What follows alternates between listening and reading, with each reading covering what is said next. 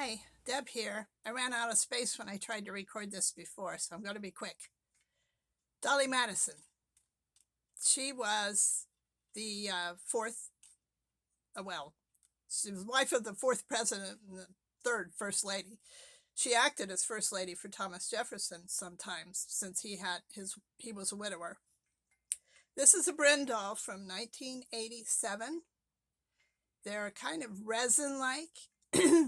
She has her fan, still has her tag. Oh, and a little bit about her inside. Let me see if I can. Oh, okay, there you go. She has painted on shoes. Did I say she's from 1987? I think I did. See, I'm trying to hurry and now I can't do it at all. This is in keeping with her style, though, and she's marked on the back. Beautiful face. She must have had some kind of necklace, too. I love this doll. I love Dolley Madison. A friend of mine sent me a book about her, and since then I've been reading books about her. This is my favorite book about her. This is the authoress, and this is the name of the book. I have 2 copies, and I've lost them both.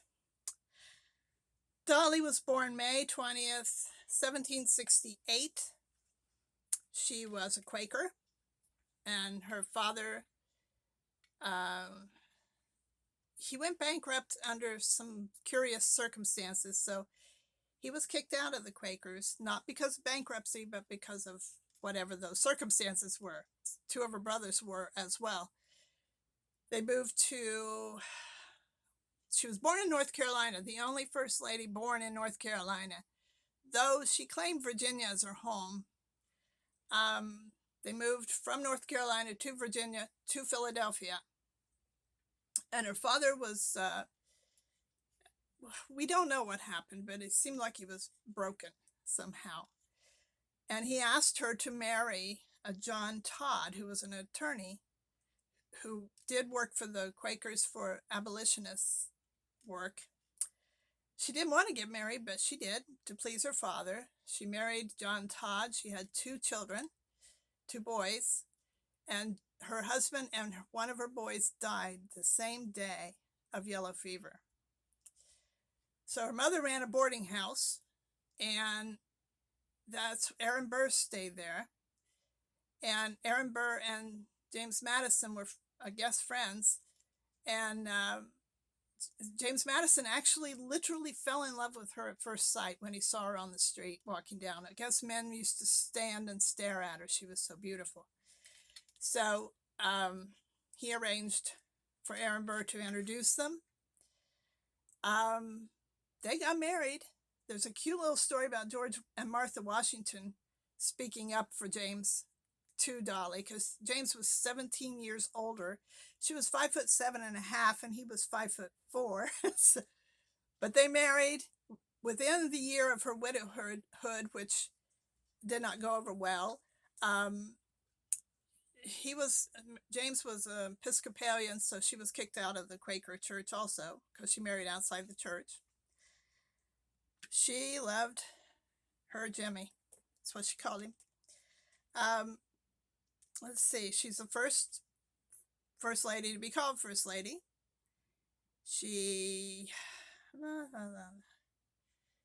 George and Martha. I told you Aaron Burr. I'm trying to. It was first called the White House when James and Dolley lived there. She was allegedly addicted to snuff. Let's see. She was the first to have a furnishing budget for the White House because she wanted it to be presentable, sort of like Jackie Kennedy did. Well, most first ladies do, don't they? She had Wednesday night parties called squeezes because so many people came. And she was the expert at networking. James Madison was brilliant, but he wasn't a good politician. She was. And she got, the person who he beat for president said, well, if I'd have just run against James Madison, I'd have had a chance, but running against them both, there wasn't a chance. She was she's very educated. Quakers educated their girls and boys. I mean, she was not formally educated, but she was very, very smart. At these squeezes, she invited different people from all walks of life and seated them together. Sometimes it didn't go so well. There was a foreign diplomat who refused to sit next to the Native American chief. And he said, he was in a huff, and she said, "Oh, we will miss you at this dinner." She did. She took up for the Native American. Let's see. Um, let's see. Oh, okay. The burning of the White House. Um, she ahead of time gathered up the papers, the people's papers, she called them, to save them, and then the different silver things, and then of course the George Washington portrait. She asked, or whatever, Paul Jennings, an enslaved person who figures highly in the Madison family.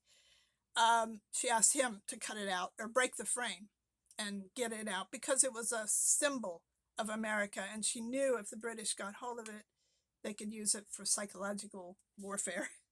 I'm telling you, she was way ahead of her time. She had a macaw in the White House. Grace Coolidge had her raccoon, but she had a macaw named Polly, which apparently terrorized everybody. After James's death, or they spent 20 years at Mount Pillier in Virginia in retirement, but then when he died, he was, I told you, 17 years older. She returned back to Washington. She was completely poor. She had nothing. Her son had gambled away and mismanaged everything, and she had nothing. And the Congress gave her a seat, a permanent seat in Congress, on the floor or in the building, and which was the only private citizen to do that. She was the first private citizen to send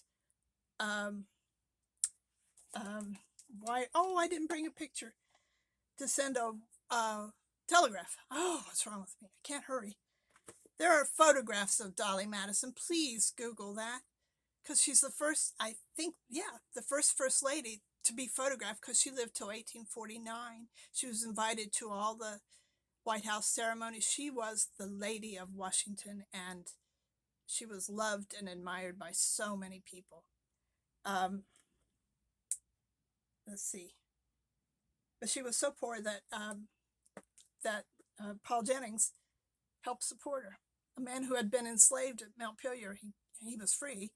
She was probably the first lady to be branded. She had people put her name on everything, even cigars.